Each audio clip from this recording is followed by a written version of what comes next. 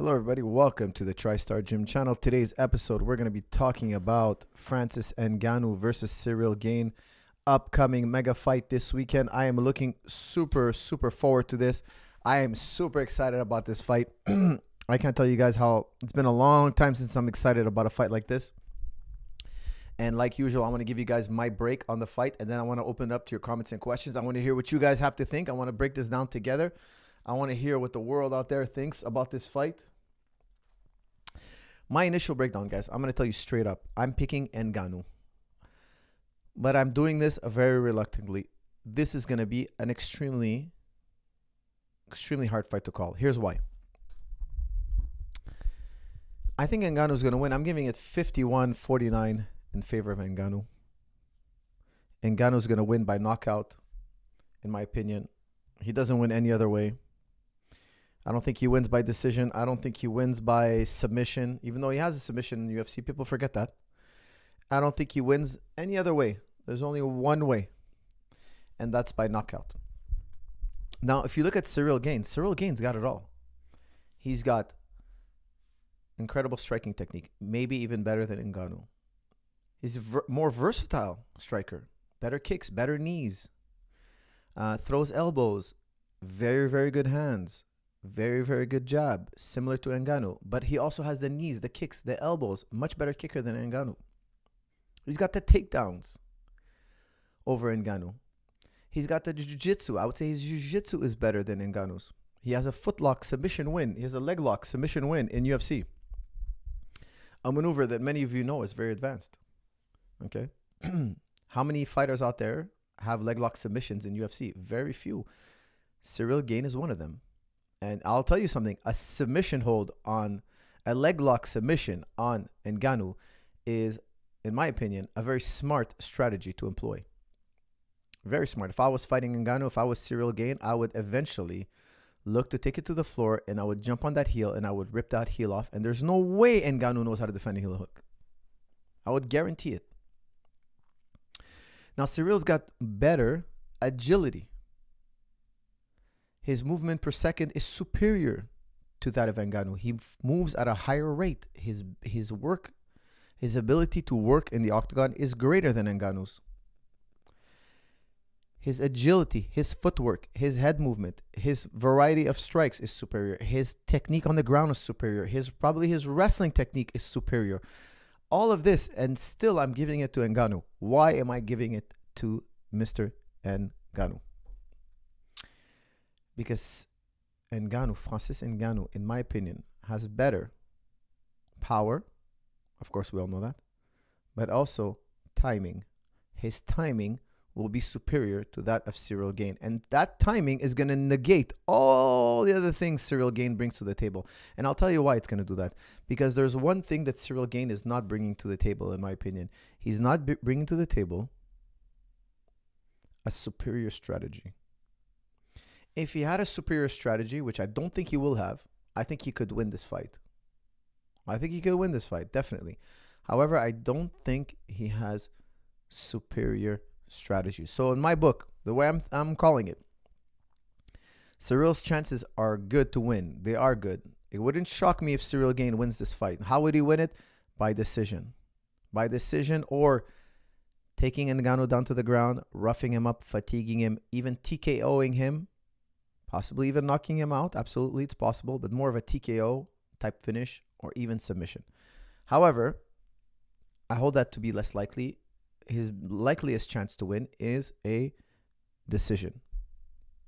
Now, I say that because I find that Ngannou is going to be too hard to finish. He's too strong. He's too athletic. He knows enough to get out of the submissions.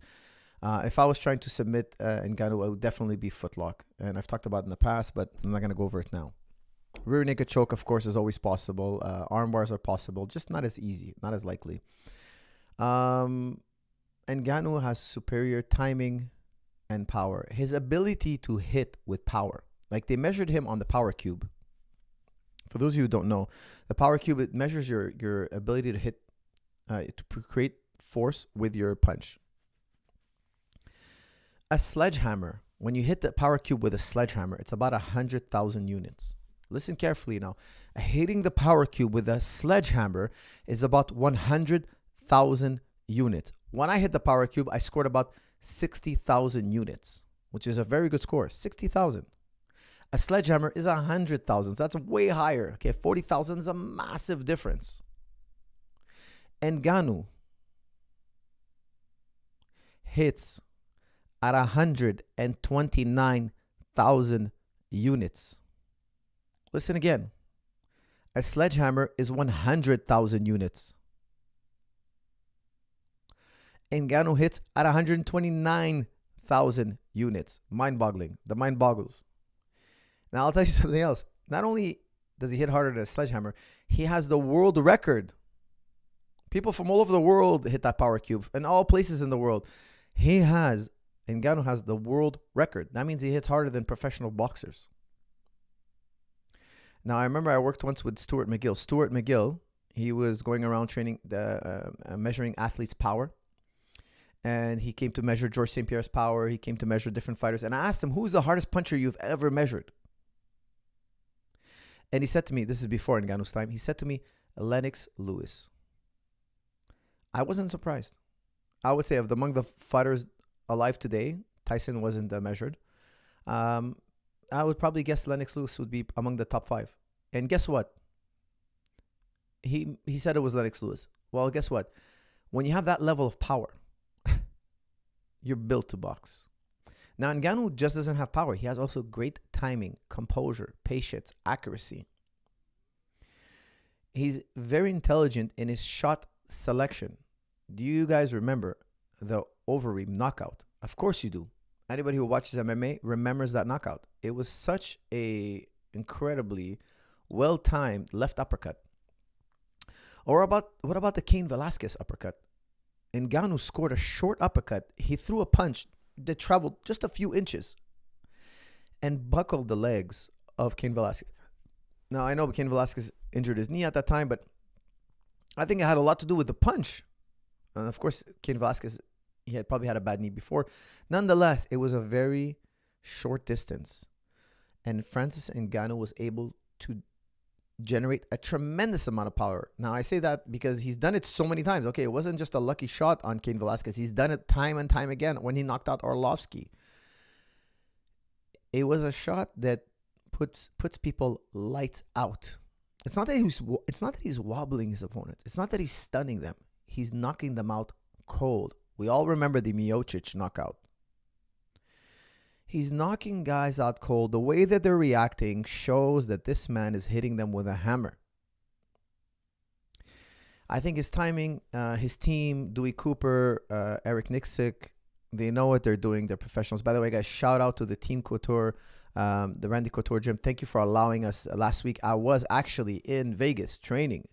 And let me tell you something. The gyms are open. Everybody's training. A little message to you all. Everybody is training. We're all training, okay? And it was a pleasure to be in Vegas. It was a great, great pleasure to be in Las Vegas. And, I didn't wear a mask pretty much the whole time. We were free to train. No bodies were dropping. We're all healthy and fine and happy. Now I'm back in Montreal, headed back to Vegas shortly, of course, for more training camp. However, while I was in Vegas, I did also bump into Francis Ngannou. It was amazing because I was surprised to see that he knew who I was. He came to say hello to me. We chit-chatted. He speaks French. I speak French. And I'm telling you, he's a towering figure, man. He's an incredible specimen. Like, this guy could have played NFL. Like, obviously, needless to say. But Francis Ngannou could have been in the NFL. Like, I mean, he's such a powerhouse. He's such an explosive, incredible physique, just incredible. Like, his athleticism is just, like, when you stand next to him, you see, like, he's somebody special. And with that said, I'm not trying to say that Cyril cannot win.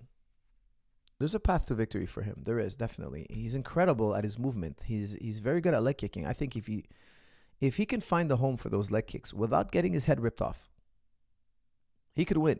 Because that's the one thing you could take away from a good puncher, is if you chop his legs one too many times, they're not good punchers no more. They're not very strong. However, you're taking the risk of getting injured by one of his punches as you're kicking his leg. So this is the classic dilemma between kicker versus puncher. And Cyril Gane, I think if he boxes with Francis Ngannou, he's going to get knocked out. However, if he goes after the legs and wrestles and chops the leg and takes his time and drags it out later rounds, he can beat an Ngannou. This fight reminds me a lot of a Muhammad Ali versus George Foreman. Francis Ngannou being George Foreman. And for those of you who don't know, Ali beat Foreman in one of the greatest boxing matches of all time. However, in the words of Muhammad Ali, he almost died in the ring. Muhammad Ali said, "I thought I was going to die." That's the famous night where the rope and dope strategy was successfully executed. Muhammad Ali took a beating for about 9 rounds till he turned it around on a dime in the 10th round and knocked out George Foreman. Now, George Foreman at that time seemed unbeatable. He was like the Ngannou of his day. He was dropping guys with one punch, knocked out Smoking Joe Frazier, went on a tear, was the scariest puncher in the game. He fights Muhammad Ali. Muhammad Ali, extremely agile, lots of movement, very similar to Cyril Gane. Cyril Gane's that type of heavyweight. He moves a lot. For a heavyweight, he does move a lot. However, like I said earlier, Ali had a superior strategy. He had a out-of-the-box type strategy that worked. If he fought Foreman head-on, he would have lost. In my opinion, I think he would have lost. I think he would admit to that. I don't think Cyril Gane has that once-in-a-lifetime genius type strategy for this fight. I don't think he's about to make a genius move. I think he's going to fight the way he normally fights, and that's going to cost him.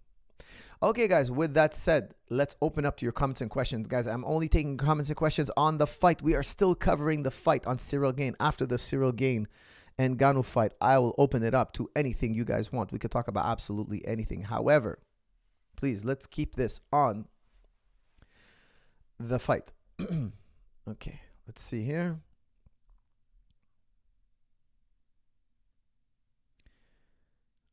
When he KO'd Stipe to short left hook. That's right. That's from Mo Fayaz. Fayaz, it was a short left hook. And do you remember how the way he went down? It was just like, it was like a gunshot went off. It was really impressive. And Ngannou's power is shocking.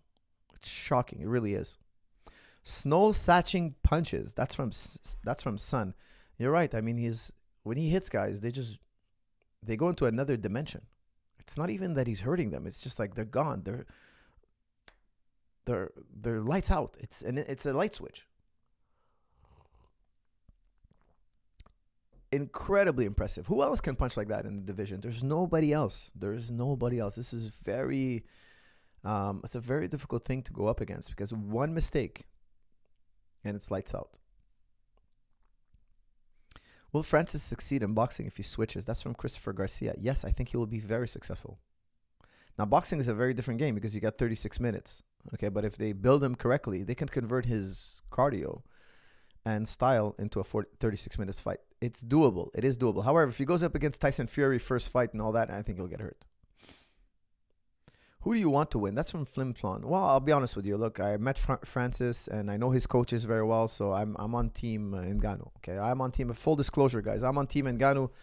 I'm giving this a 51-49 fight. This is a very difficult fight to call. It's going to come down to Cyril taking it later rounds, but I doubt it. I think there's a knockout within the first 3. The Overeem uppercut was frightening. Son, you are correct. When he knocked out Overeem, guys, Overeem won a world title in Pride. He won a world title in UFC. He won in... did he win the world title in K1? I can't remember. I think he also won a K1 world title. The man is a... Drugs or no, I know he got tested positive for drugs in his career. Okay, no surprise. No surprise, granted. He's still one of the most dangerous human beings to ever lace up the gloves, to ever get in there. And look what happened to him when he fought Ngannou. Look what happened to him. He got completely crushed. Crushed. Now, Gane doesn't have the accolades of Overeem. And I know it's not that simple. Overeem was in a different place in his career. And Gane right now is at the top of his game. It makes a difference. Absolutely. Fighters go through peaks and valleys in their career. And Cyril Gane is on the top of his game. Cyril Gane is on the top of his game. Can he win it? Yes, it's possible. Does he win it? I don't think so.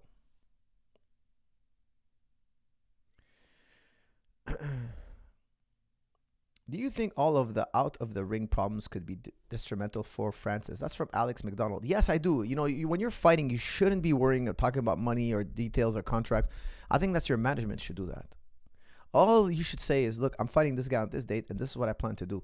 I like that in a fighter who just doesn't lose focus. I've seen guys lose focus in fights and lose fights that they should win.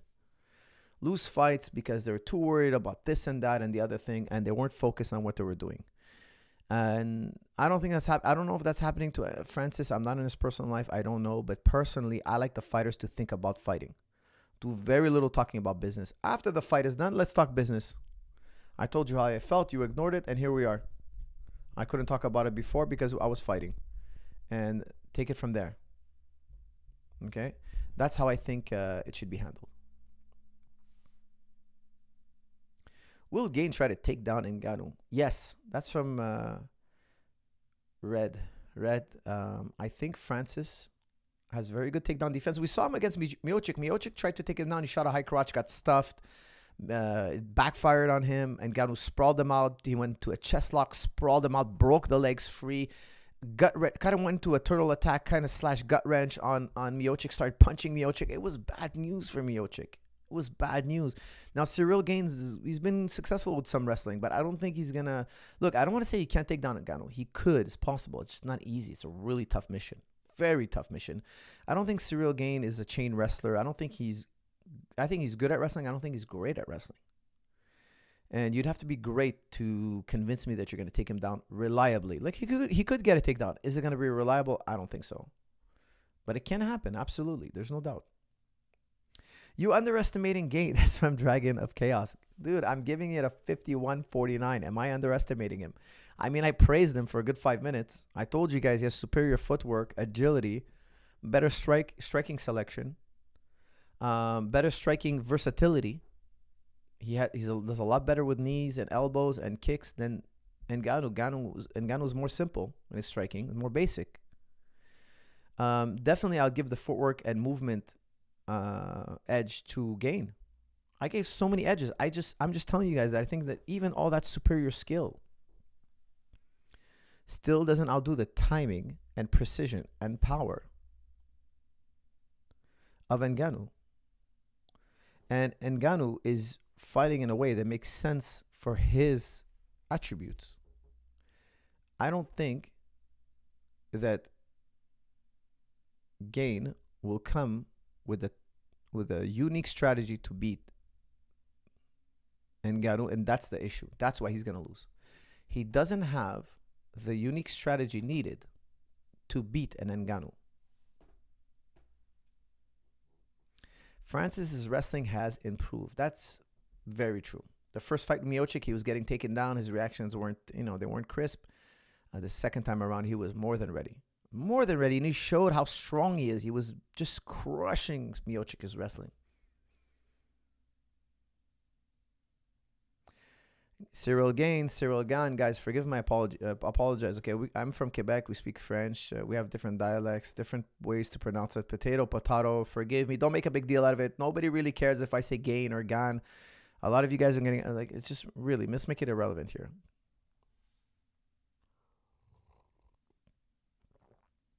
Anything can happen in a fight, coach. That's right, B. That's very true. Believe me, nobody knows that better than me. But I'll tell you something. I like the chances for Ngannou. I think Ngannou is going to knock him out. He's going to knock Cyril Gane out in 3 rounds. It's going to take about 3 rounds. Now, if it goes after 3 rounds, I'm starting to like Cyril's chances. And Cyril's a smart guy. I think he can do it. I think it's possible for him. I have to make a choice. And if I have to pick, I'm going to pick Ngannou. Coach, do you think culture can translate into the octagon, specifically African Cameroonian culture of Ngannou versus French colonial mentality of Gane? Jad, what a question, man. Wow. Are the Africans going to defeat their colonial masters? I mean, I don't think this can have anything to do with it, to be honest with you. No, not really. Of course, everything has a hand in our lives and results and our behaviors, but this is going to come down to their martial arts skills.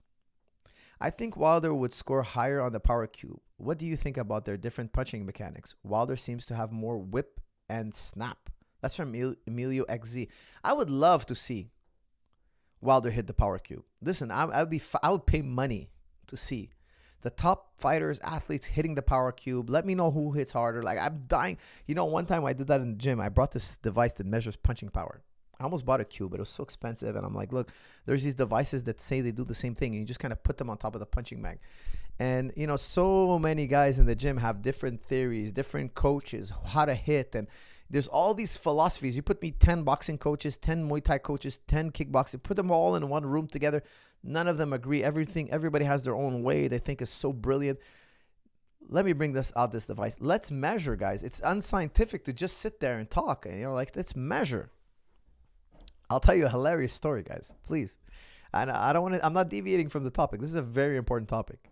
Very important. Punching power is such an important topic. So I have middleweights, welterweights, professional fighters, lightweights. I'm not going to name names, and including me, and coaches, professional coaches. We're all taking turns hitting it. Now, listen, this is incredible results. Now, I got, at one point, I was in first place. I was even hitting harder than the 185ers. I have my own philosophy on how to hit. Other coaches with their philosophies were hitting really high, but not as high, maybe. And then, a featherweight would hit harder than a middleweight. It wasn't making sense. But the numbers were consistent. Okay, so let's say you were hitting, 75. It would happen 75, 80, 65. Like, it wasn't. Then I would take another guy in your weight, and he would hit 40. He was a lot lower. And it was very consistent with their fight records, their knockout records. It was very consistent. All right. So the guys who had more knockouts in their career, they had higher numbers. Like, I'm telling you, I'm paying close attention to this. Like, I want to know, is this thing a gimmick?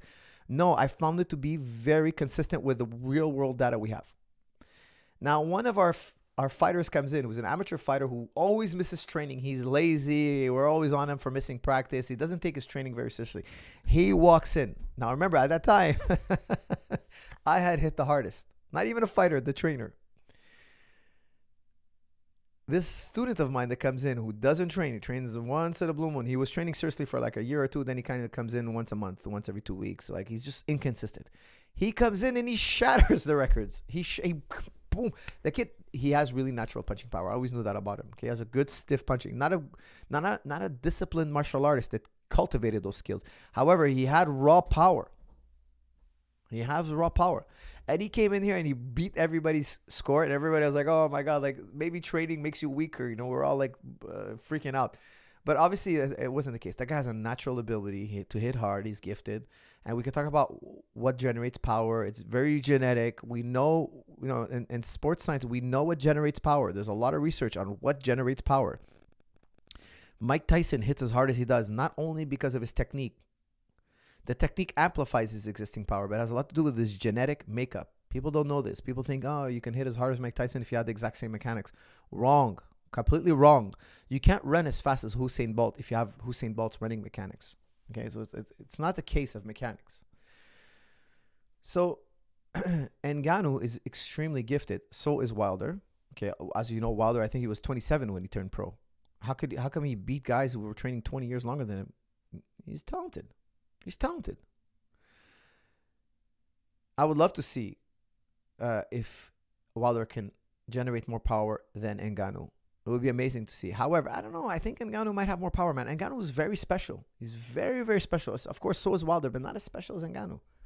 I think Ngannou is unique, man, even higher than Wilder. Again, that would remain to be seen. We'd have to see them go up on the power cube and demonstrate.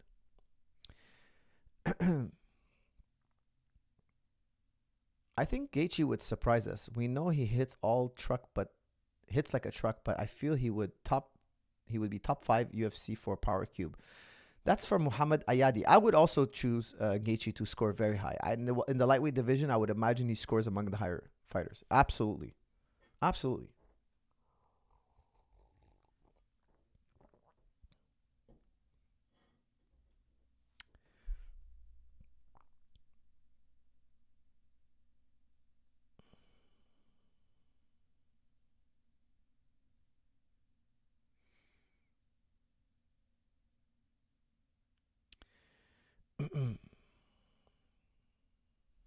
I see Francis whooping him whichever way he wants. That's from Sinatra. No, I don't agree. Not whichever way he wants. There's one way for Francis to win. One way. Land the right hand, land the uppercut, land the hook. Okay, it's all punches. He's not going to win by kicks, knees, elbows. Very unlikely. Nothing is impossible, guys. It's never impossible. Okay. Don't tell me, if Ngannou knocks him down on the mat, then jumps in with an elbow, he won by elbow. No, it was a knockdown. It was the punch that knocked him down that set up the elbow. He could have hammer fisted him and finished him. He could have, did an arm bar and finished him at that point. Like, the guy's so cooked.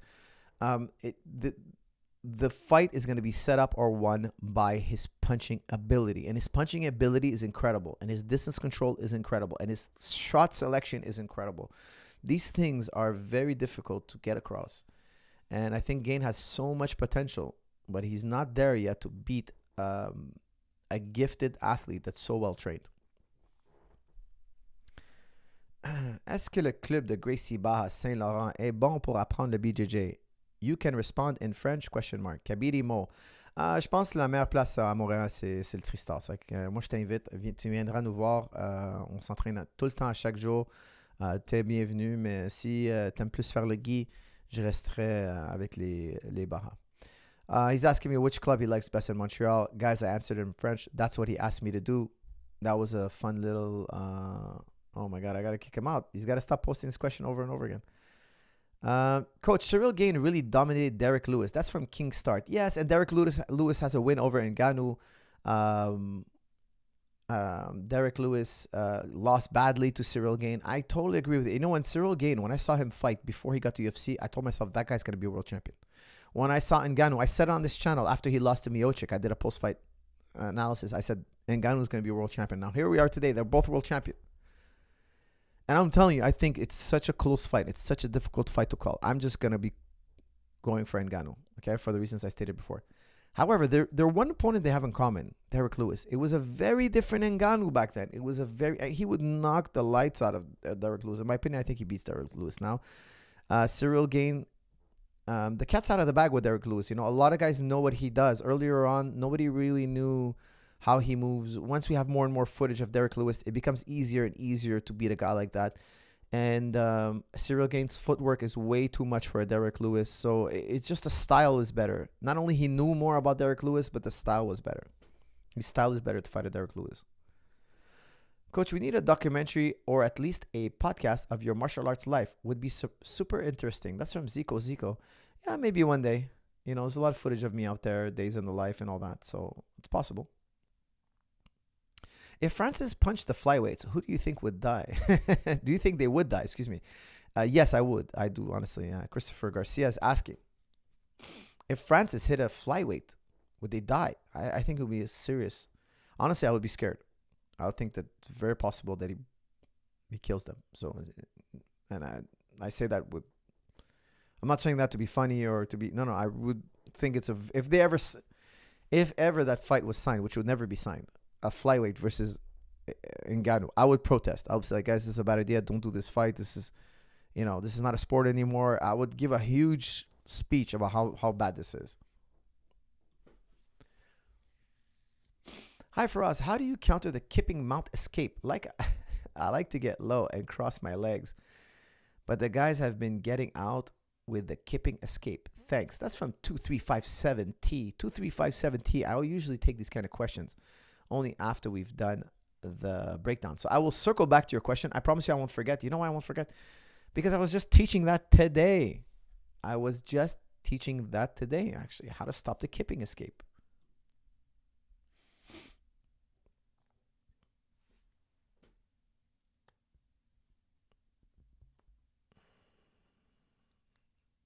Okay, guys, I think we've said pretty much all we need to say about this fight, right? I think you guys have switched off to other topics here. I'm still looking at all the questions. Before we switch topic, I want to see everybody. Tell me who you think is going to win. Give me the initials of the fighter you think is going to win. FN for Francis Ngannou and CG for Cyril Gane, please. Give me that right now. Let's take a quick little vote here.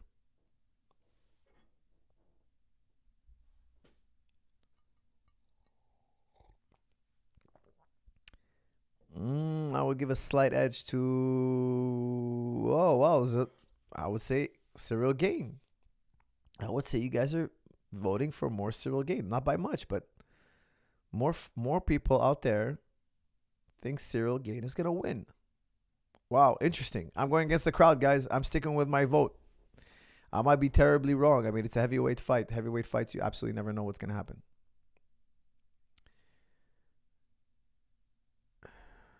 Wow, lots of Gane fans out here tonight.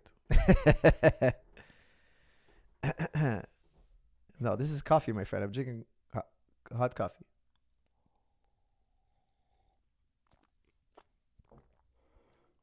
Okay, guys.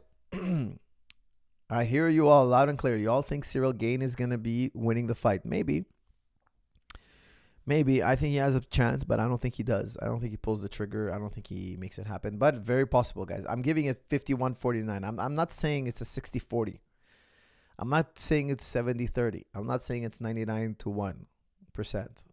I think it's really 51-49. Francis eventually lands a shot. Even if he gets taken down once, twice, he ends up landing a shot that puts lights out. Gane wins 8 times out of 10. That's from Cloud 31. 80-20 for Cloud 31. I don't think so. I think it's more 50-50. Okay, guys, the time will tell. Time will tell. I could be wrong. I've been wrong in the past. I might be wrong again. Okay, guys, just a quick answer to that super chat that I got earlier. You know, how do you stop the kipping mount? Well, first thing I like to do, as soon as they put their hands on my hip, I use my hands like this and I free my hips. Okay, so as soon as I feel them put their hands on my hips, I free my hips, and then I kind of pin the wrist to the mat. Okay, I have to demonstrate it. The other thing I do when they do kip, let's say they get their hands on my hips and they start to kip and my hips are disconnecting from his hips, I close a triangle. So as they're lifting me, I close my leg in a triangle. So I'm triangling his thighs. I'm not triangling his hips. I was sitting on the hips and the mount. He starts to kip. As he lifts me, I transition into a triangle around the thighs. I'd have to demonstrate it. It's very hard to explain verbally. But I basically turn it into a triangle. I turn my mount into a triangle around the thighs.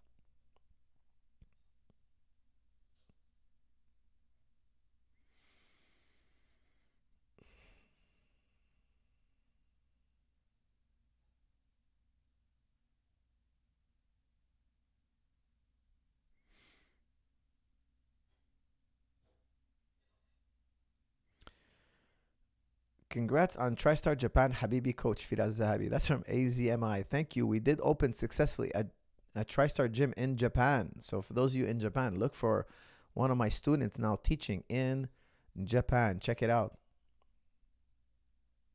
Hey coach, any advice on improving nasal breathing for kickboxing / MMA? That's from Bandelero. Well, I'll tell you something.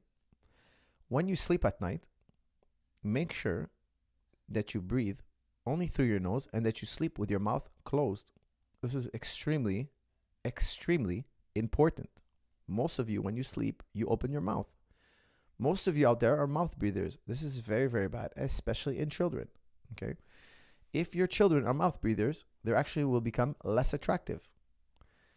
They've done a study with monkeys where they clog their nose and they force the monkeys to breathe through their mouth. That includes sleep time. Their face is not formed correctly. Why? Because when you sleep with your mouth closed, your tongue is pushing your teeth outwards, and your face, your mouth will protrude forward, giving you a more handsome look.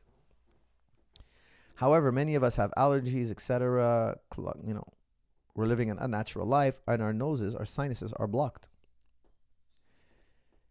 When you go to bed at night, your sinuses are closed, and you start breathing through your mouth, and you fall asleep like that, and you start to snore, etc. It is very important, extremely important, that you all learn to sleep with your mouth closed. Now, how do you accomplish this? 2 very simple ways. 1, you can buy a chin strap on Amazon that holds your chin like this. It's very light. I have one. I make my kids wear it to make sure they don't sleep with their mouth open. Or you can use never duct tape. I repeat, never duct tape because you could suffocate. Okay. Use a surgical tape. It's very easy to peel off. Some people tape their mouth closed. I personally don't. I just close my eyes, force my mouth closed, breathe through my nose. Your nose will unclog, guys. No matter how much you feel your nose is clogged, wait. Your mind will unclog your nose. The brain will say, hey, the mouth is not opening, unclog the nose. It will unclog you. Now, you might feel panicky. You might feel like, I can't breathe. That's all. It's all practice. After a few weeks, you're breathing through your nose, naturally, sleeping with your mouth closed. It's gonna be a little bit difficult at first, but very important. Now, here's why. They say that you will become more carbon dioxide resistant. And there are a plethora of benefits, which I didn't memorize, okay, but I've gone through them. One of them is that your breath is not going to smell bad. Your mouth won't be as dry when you wake up in the morning. Your teeth won't be as, they say that it's better not to brush your teeth than to sleep with your mouth open. When you sleep with your mouth open, you let all sorts of gunk in your mouth. Okay, so of course you should brush your teeth, but sleep with your mouth closed. It's really bad for your teeth to sleep with your mouth open. Okay. There's a whole host of reasons why you should sleep with your mouth closed. One of them becoming carbon dioxide resistant. Okay. So how do you improve nasal breathing for kickboxing MMA? When you sleep at night, train yourself to sleep with your mouth closed. During the day, try to keep your mouth closed and breathe through your nose, and eventually it'll become second nature. When it becomes second nature, you'll do it more often in your kickboxing and MMA. Don't try to do it just when you're doing MMA. There's lots more going on. Okay, it's not second nature. Practice nasal breathing when you go to sleep. Again, buy a chin strap on Amazon or get surgical tape. Never use duct tape, because if you're fumbling around, you can't untape it, you'll die. Okay, so never use, never, I repeat, never use duct tape, my friends.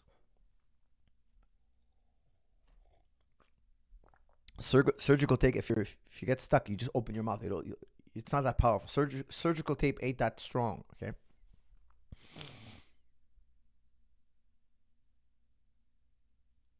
QAnon sent me. That's from David Terran. Wow, QAnon is here. Wow, this channel, this channel's made it in life when QAnon is watching me.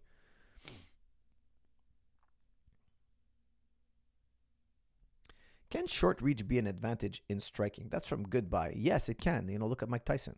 In a certain range, making shorter is better. Lockdowns are deliberately meant to shut down small businesses with the intention of single banking corporation, the Federal Reserve, to conquer global market share like dictators used to do. That's from Tony R. Tony, I don't subscribe to these theories per se, but I don't say that they're not true either. Because there are. Look, here in Quebec, and I hope this doesn't get flagged, but we just have quarantine theater. It's not really quarantine. It's such a lie. The mall is open. The metro system's open. The schools are open. People are circulating all day long, except they close small businesses. So what? You close small businesses. So what? What difference? What impact does that do? One scientist said it best. He was saying that these shutdowns are just a detriment to society. He says, we know for a fact that these lockdowns are creating mental illness, domestic violence is going up, child abuse is going up, alcoholism is going up, drug addiction is going up, depression is going up. All these social ills are going up, skyrocketing. However, we don't have proof that it's slowing down corona at all. But we do have 100% proof that it's creating all these social ills. Where is the proof that lockdowns work? There is no proof that lockdown works. There are scientists on both sides. One scientist is going to write an article on look how much lockdown saved us. And other scientists are going to write, look, we have no proof of it at all. There's no hard science. And you have the world, countries around the world sending in their statistics. There's no correlation with lockdown and resistance to COVID. There is no correlation. A lot of countries that had less protocols did better resisting. Now, there are many reasons why. And maybe quarantining is one of them. But in my opinion, what I'm observing here in Quebec, it is quarantine theater. Why? Literally, the theater is open. Like, literally, you can go sit in a room full of people, sit there, laugh, ha, ha, ha, speak out, hang out, teens kissing each other, holding hands, walking around, eating from each other's popcorn. And the schools are open. My kids are all day in school. They come home, all the kids they mingled with, whatever germs they have, they brought it back home. I go to the mall, I go to the metro, I go to the gym, I go everywhere I go. You're telling me that we're not cross-contaminating each other? Of course we are. However, our businesses are not allowed to be open. So do your life. Go ahead. Live your life like you normally do. We're telling the world we're quarantined when we're really not. but go bankrupt. That's really what they're doing. They're just bankrupting their country. You know, they close restaurants. How does the government earn taxes? Well, restaurants is a massive source of taxes. How do you build more? Look, the Quebec here, they're worried about they have 400 beds. So they're worried it goes higher. I think now it's higher. Dude, with the tax money you're getting, you could have built 1,000 beds. You could have figured it out. You have resources. Guys, when you have problems in life, it's always better to have cash flow to solve your problems. When cash is flowing in, I can find a way to solve my problems. It's when the cash flow is cuts. That's when I start having problems. That's when my problems become very difficult to deal with. Cash flow is king. Any ignoramus out there knows that, okay? Except for the Prime Minister of Quebec. Unfortunately, he doesn't know that. Who is the more technical fighter, Gane or Ngannou? That's from Sample Legend. It's hard to say. You know, they have different styles. I would say in terms of variety, it would be Gane, but in terms of precision, it would be Ngannou. How much more striking power can one train for? How much more is genetic? 85, 95%. That's from Americo 96. I would say the training can give you like 30% more power. But where you start is really important. Like how much power your raw power you have. We can increase you up to 30%. You missed my super chat. Coach, your favorite Zahabi. What? Dragon Chaos. Sorry, I don't know what that means. How were you able to continue MMA full time whilst practicing to align postures shown in the supple leopard as well as relieve knots and tensions? Well, that's very simple, Tom Green. Tom Green is asking me, how can you pursue MMA full time and still follow the supple leopard program, a book written by Kelly Starrett? I do it after practice. After I finish practice, if I have any knots or pain or anything, I take care of it. Usually, a lot of times I'll go home, I'll eat, I'll shower, I'll eat, go home, rest a bit, and then I'll work on whatever part of my body I feel needs loosening up. But I generally do it immediately after practice. Like I'll finish the last roll. Okay, I'm done today. What am I doing? I bring out the foam roller, I bring out the massage or whatever. I just take care of it right then and there and I'm done. It's just the way I end my practices. And sometimes I feel good. I just do calisthenics or abs or something.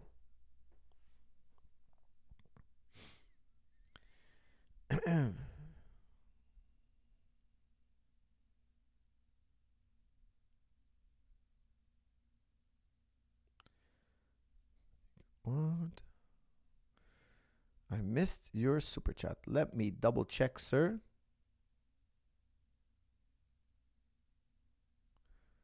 Okay, here we go. Here it is. Hi, Faraz. Any tips on how to get back to training full-time MMA with a bulge disc? It is impossible for me to grapple and strike without lower back pain. Yes, it is. Look, I'll tell you. Buy the Supple Leopard, the book on the back. The first exercise is the most important. The one where he puts his feet up on the block, puts the peanut roller behind his back. All you need is a chair and a peanut roller. You could fix your back. Listen, I fixed thousands and thousands of, well, not thousands, countless people's backs. Like countless. I've been doing it for 20 years, fixing people's backs. This is one of the best methods I've ever come across. And the other thing is work your abs, but work your abs without using sit-ups. Okay, maybe use a plank. Look up plank exercise for abs. So fix your back with the exercise that Kelly Starrett shows in the Supple Leopard, and also do planks. Plank for abs. Work your way up to 5 minutes. You won't have back pain no more. And your bulging disc, I've had one, will be a thing of the past. You know what doesn't generate cash flow for us? Bitcoin. Ha ha ha. That's from Joe. Actually, Mr. Joe, you're wrong about that, sir. Unfortunately, you're incredibly wrong. It's scary how wrong you are. If you hold Bitcoin for 4 years or more, you average at least 100% gain. So if I have $100,000 of Bitcoin, in 4 years, I'll have at least, as has happened in the past, I'll have about $400,000. So if that's not a type of, it's not necessarily technically cash flow, but it's appreciating in value. And I can go and take my $100,000 or $400,000 of Bitcoin, and I could borrow USD against it and wait 4 more years, and that's gonna double again. That's the Michael Saylor strategy, who's up to $7 billion of Bitcoin right now, guys. He's, I think right now, other than Satoshi, the #1 holder of Bitcoin. It might not be him actually, but I think it is him. At $7 billion. Now look, I have other cryptos that also yield. They yield me a percentage every month. However, in my opinion, Bitcoin is still the king. Bitcoin, and I'm a big believer in Ethereum and other smart contracts, but Bitcoin and Ethereum is, in my opinion, the best. However, If you buy crypto, guys, in my opinion, buy the most trusted ones and be patient. You have to be in it for 4 years. Don't try to do a quick flip. And Joe, you're very wrong about that. You can get extremely, extremely good returns with Bitcoin. And you know what? Here's the other thing, Joe. You could take your Bitcoin, wrap it, put it on Ethereum network, and get yield on it. You can. Technically, you can, but nobody does it because, or most people won't do it. Why? Because it's so new. Bitcoin, these decentralized exchanges are not old enough for us to trust our Bitcoin with it yet. But down the line, in the future, people might just do that with their Bitcoin. As long as we trust the network and that there's no bugs in the system, we're just waiting for everybody else to put their money for long enough, and then we see if there's any bugs, because bugs could always happen. And in the future, you could see people making lots of money. Not only is your Bitcoin going to go up, but you could also wrap it and put it on an Ethereum network and take a yield on it. That's next one is from Raleigh. I started training in judo recently, and my coach remarked how much more people who practice BJJ would benefit from learning judo for takedowns. Views? That's from Raleigh. I agree if you're into gi training.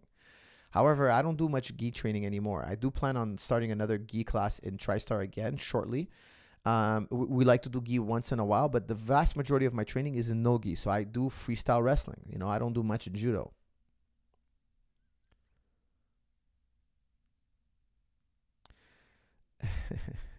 Media does not lie. The media spreads the truth. Listen to the government and obey. That's from Lumi. Lumi is obviously being sarcastic. The media obviously lies. The government lies. Francis Legault lies. You know, I love what he says. That we're not going to have public debates. Because, you know, the Quebecois, we keep asking, hey, we want public debate. We want you to show us why you're locking us in our homes. Give us a good reason. Don't just tell us. And he said, no, I refuse public debate because I don't want to expose the Quebecois, that's us, to conspiracy theories. Because they're so dumb. We're so dumb. Quebecois are so dumb that if somebody suggests conspiracy theories, we're so lost about what's true and what's not true, and we're all gonna start believing there are microchips. This is his words, not mine, in the vaccines. Okay, it's insane how dumb he is. It's really insane. It's stupidity. It's just stupidity after stupidity after stupidity. Our prime minister he's just, I don't know. I just can't stand it. They want to tell us what to do without giving us the reasons why. For me, that doesn't work. I'm going to disobey. You're going to get civil disobedience from me.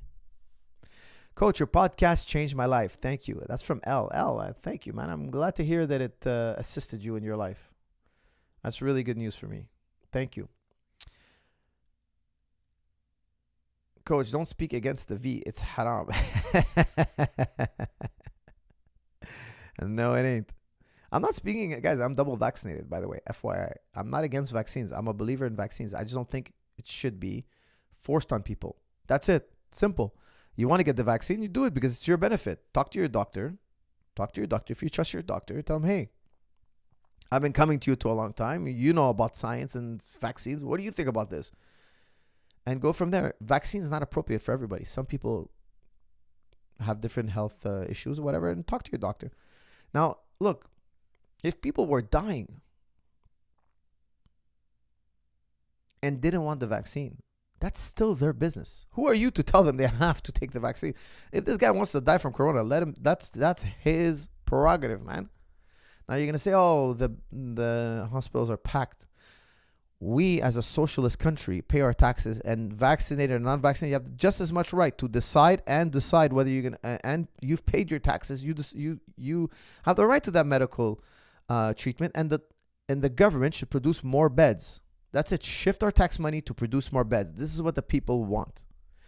Now, here's why the people don't want the vaccine. The truth of the matter is nobody out there is denying science. They just don't trust the government. They think the government is making money, and it's a type of civil resistance, telling him, look, we don't believe, we're not convinced, and they may be wrong. I'm not saying they're correct. I'm just saying, look, because you've lied to them in the past, and we know very well the government has lied to us in the past, that now your eggs have come home to, your chickens have come home to roost.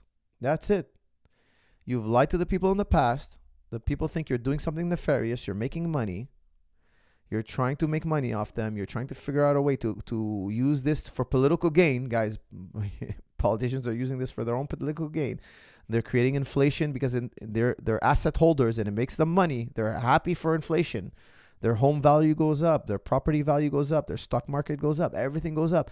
The people who have assets are happy when it comes to inflation. Poor people don't understand this. That's the problem. And this is why your relationship with the people, as a politician, I would tell myself, look, my relationship with the people must be really bad when I tell them that these doctors are telling you that this can save your life, and they don't believe me. They don't believe me. They think I'm a liar. And the thing is, the hospital statistics, we know for a fact now, it's come out that a lot of the statistics were not accurate. They were labeling, a guy with a broken leg comes in and he so happens to be carrying COVID, but he's not coming in for COVID. He's coming in for his broken leg. They're labeling him as a COVID patient. You have to ask yourself, why would they do that? Well, they have incentives to do that. And I'm going to leave it at that before I get flagged. But this is the true problem. People don't trust their government. They don't trust their government.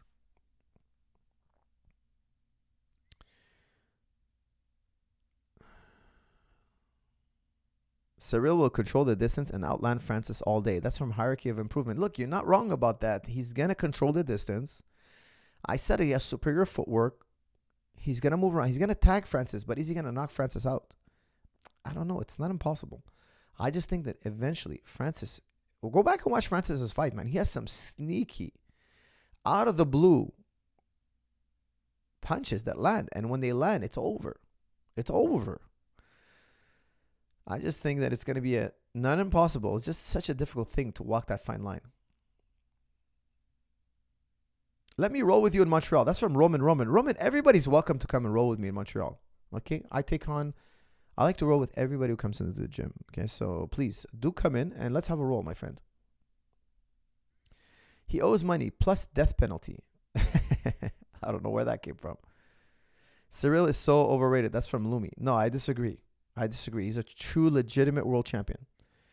Coach, would you, Eddie Bravo, take you out? Be honest. Would Eddie Bravo take you out? Be honest. Oh, wow. I've never rolled with him. Well, last time I got on the mats with him, he had a very, very bad back. He was coming off a very, very bad back injury, so we didn't get a chance to roll. However, I would absolutely love to roll, and in a friendly way with Eddie. I really like Eddie. I think he's a great guy, brilliant human being, and not in a challenging way. Of course not. I would never challenge him. I would just roll with him for fun and as friends. Coach, what is the best? And Coach sorry, Americo says, Coach Zahabi is the best and my personal favorite. Thank you for always being curious and having passion for sharing. Well, Americo, thank you very, very much. I thought that was a question. That's why I read it out like that. But thank you. That is greatly, greatly appreciated. Salam, Coach. I'm a power lifter and switching to MMA. What do you think? Squat and deadlift? ? No, I wouldn't squat and deadlift, honestly, because you've done that so much and it could make you a little bit slower. I highly, highly recommend you now focus solely on plyometrics. Convert your power. Actually, I'd rather call it your strength, because power is strength over time. And really focus on the speed of the sport, because the speed of the sport is much faster than powerlifting. Powerlifting being, for those who don't know, it's squat, bench, deadlift. You now have cultivated enough strength. Now you really need to focus on power. And when I say power, because what people don't mostly understand is powerlifting, the sport, is wrongly named. It's a bad name for the sport, because power is strength over time. In powerlifting, they don't care how fast you lift the bar. They only care that you get the bar locked out.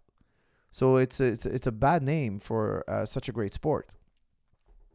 Power is more in Olympic lifting, where they lift the bar up really quickly. How much weight did you lift? And you have to do it in a quick movement, because that particular style of lift doesn't work in a slow fashion. So I would focus more on my plyometrics. You've cultivated enough strength. And then, of course, endurance.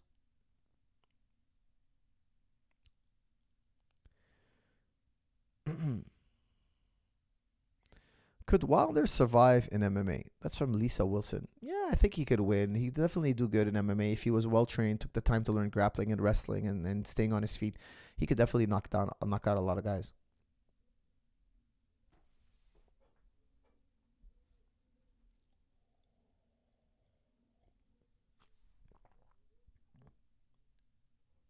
Hey, Coach, I'm interested in teaching my girlfriend Jiu-Jitsu. What are the essentials I should show her first? Mr. Thierry Saint-Pierre. Yes, we're waiting for you, my friend. We haven't seen you. I believe this is my student. We haven't seen you in a very long time. Start with the big three. Armbar, triangle, omoplata. I expect you in the gym soon, Mr. St. Pierre. Armbar, triangle, omoplata. Most important things. Guys, I'm going to have to put you on hold 1 second.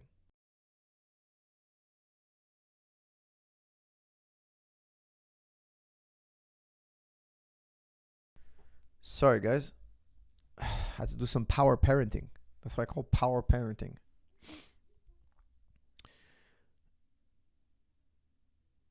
I wonder if Gane could out-grapple Stipe. That's from Resolve.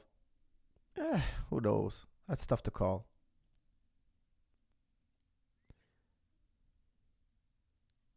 Coach, has your knowledge of philosophy ever helped you in MMA coaching? Stun dog. Yes, absolutely. You know, philosophy teaches you how to think, how to analyze things. You know, it helps to be a thinking man. It helps in every which way. It not only helps me in MMA, it helps me in every single facet of my life. Actually, I would tell you, it made my life worth living. Anything else, in my opinion, like Socrates said it best, a life unexamined is not worth living. You think it's worth living, but it's not. You must examine your life.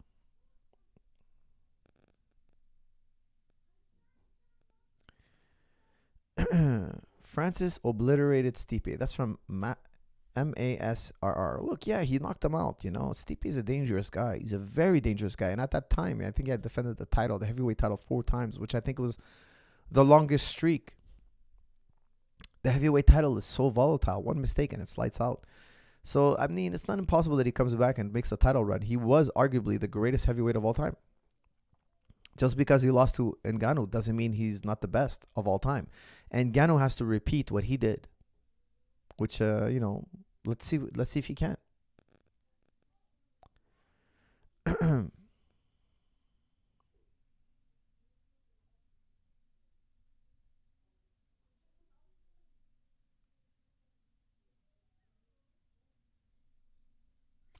Coach Sahabi means companion. That's from Dragon. No, it doesn't mean. You're talking about Sahaba or Sahabi. No, I'm Zahabi, which means golden. Gold, Zahabi, zebra, you know, like Zulu, you know, Z. So Al-Zahabi is golden. Gold. My name is Gold, not companion. Companion is Sahabi. Different.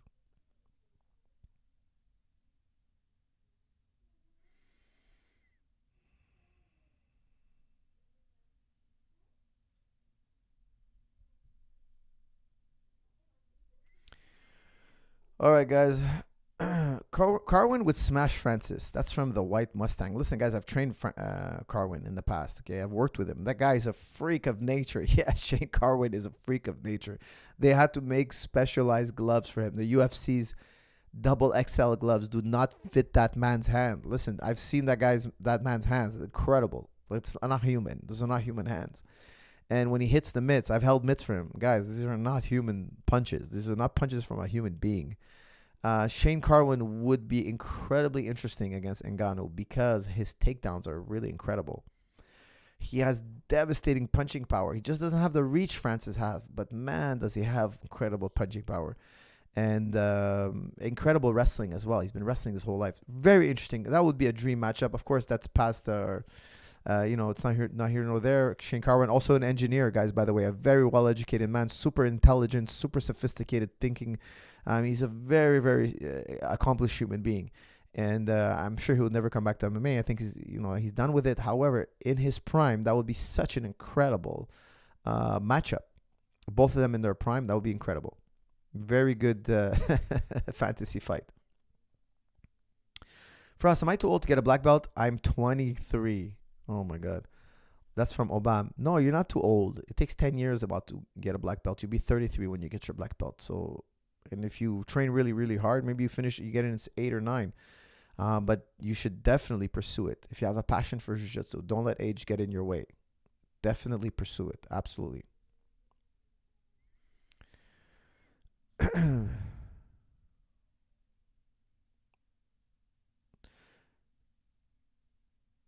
Do you train with the gi? That's from Amir. I do train with the gi. I haven't trained with the gi in years, but I do plan on training with the gi again once these lockdowns are on. We're going to start a gi class.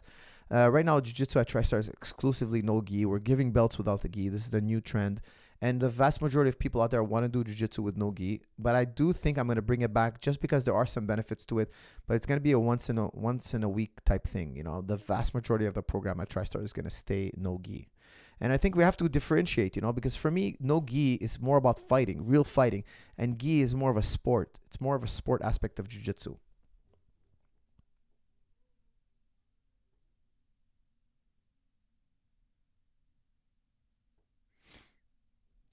Okay, guys, I think I'm going to end it now.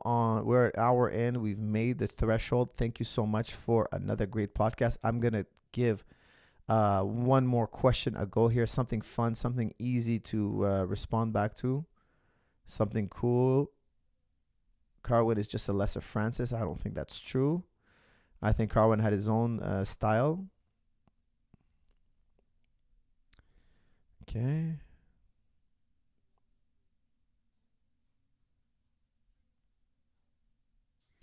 NASA and space are fake, and we live in the firmament. Okay, thank you. Thank you for that information. Do you think Solana is there to stay? That's from Major Alan. Yeah, they just had a recent hack. I think they are definitely here to stay. There's a huge team behind them, lots of money behind them. I don't think they're going anywhere. I think Solana is gonna have a similar run to Ethereum. It's gonna be here for many, many years to come. I would be shocked. Look, it's not impossible, but I would be shocked if Solana goes to zero. I'd be shocked.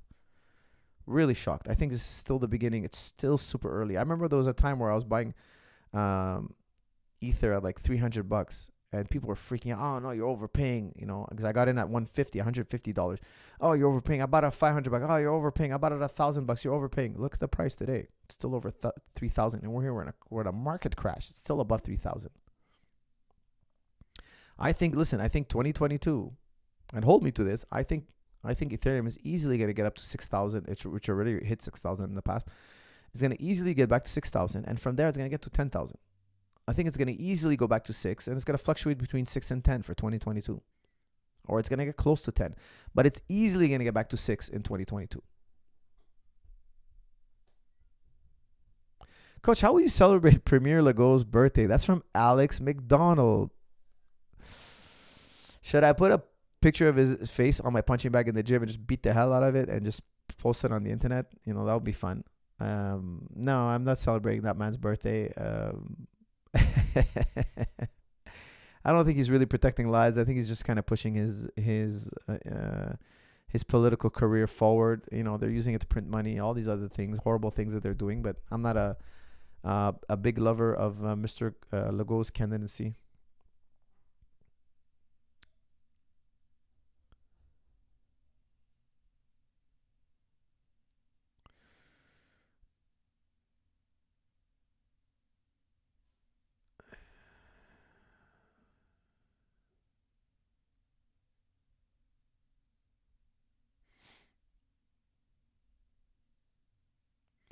Okay, guys, here we have a good one here. What do you think about Ethereum killers, Avalanche, Solana, Phantom? That's from Overwatch. Guys, Ethereum is the first smart contract ever to be released. And now there's these Ethereum killers. The next one. I didn't buy any Phantom yet. Okay, I haven't bought any Phantom, but I bought a ton of Avalanche. I bought a ton of Avalanche when it was at $66. I wait for these smart contracts to kind of prove themselves, and then I buy. Because I believe that it's still the beginning, but they have to prove themselves. And Avalanche is one of those. They went up to at one point like $160, and now it's back down. It's like a little under $100, but I think it's gonna go. It's gonna get back to where it was in 2022 very easily. Now's the time to buy. I didn't buy Phantom just because I can't buy them all. I think Phantom is another great project. It's such a lot of potential. I cannot buy them all, but I did definitely go big into Avalanche, and I think that. I know from reading up on it, a lot of people say the user experience is great, etc., has other benefits. I think smart contracts are the future. There are things we're going to do with smart contracts we haven't even thought of today. Like, think about cell phones. Cell phones, nobody thought that cell phones was going to lead to a boom in texting. Everybody texts. When texting came out, I thought it was the dumbest thing. Why would I text you? I'll just call you. But back then, there wasn't so many reasons to call somebody, And then, of course, social media hit. And who knew that we're going to use our cell phones for social media? That was insane. Nobody saw that coming. When we had cell phones coming out on the market, a lot of people were saying, Even if the cell phone was smaller, because at first it was huge, the cell phone, it cost a lot of money. Even if it was smaller and cheaper, I don't want to have a cell on me all day long. That was a very common sentiment. I don't want to carry a phone with me. I don't want you to be able to reach me. And when I get home, that's when I take a phone call. Dude, try to run a business today without a cell phone. You wouldn't be able to. It became necessary, not a luxury. No, it's necessary now to run a business. There is zero entrepreneurs out there. There are zero people out there with a cell phone in the modern world. Okay, in the modern world. I think the same thing is going to be true of smart contract. Things like texting and what texting and social media is to the cell phone. We used to have cameras. Guys, remember we used to go to the fair, or we would go to the zoo. We'd bring a camera. Well, nobody brings a camera anymore. Your phone is the camera. Your phone. You use your cell phone. You whip out the cell phone. You take a picture. The best phone. I remember they used to say, "Oh, the best camera is the one you have on you." Oh, use your camera phone. Use your camera. Everybody uses their camera phone. Who would have thought in the future that cameras would become obsolete? They'll be part of the phone. Nobody thought these things, and I think how cell phones changed technology, smart contracts are going to change technology. How? I'm not sure yet.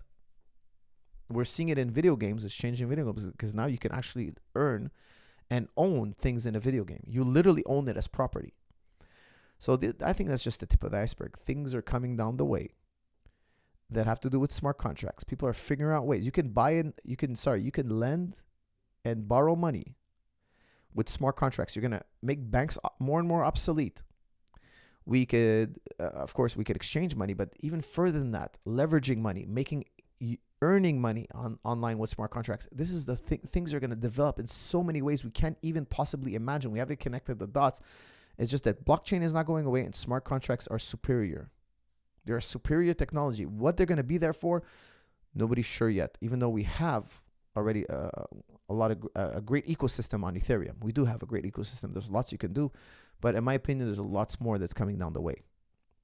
Okay, guys, with that said, I want to thank you all for tuning in. I had fun as usual. I hope you enjoyed this podcast as much as I did. If you did, please like, share, and comment. And I will see you all in the next episode. Thank you.